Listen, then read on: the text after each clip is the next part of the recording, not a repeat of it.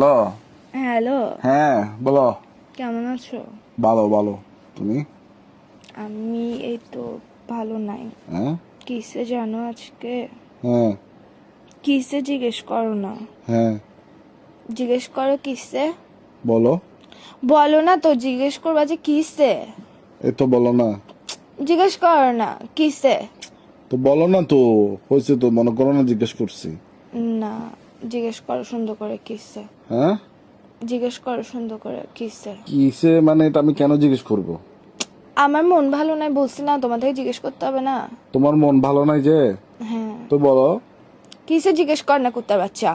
আরে মন ভালো নাই যে বলো না তো এখন। তো কিসে জিজ্ঞেস করতে তোর কি বন্ধু দিয়ে পড়ে উঠতেছে ফালতু বেড়া কোথাকার হারামজাদা। ভাই মনে করো জিজ্ঞেস করে ফেলছি আর কি, বলো না। মনে কেন করবো? আমার মনেটাকে পাইছস তো, এই সবসময় মনে করতে বলো।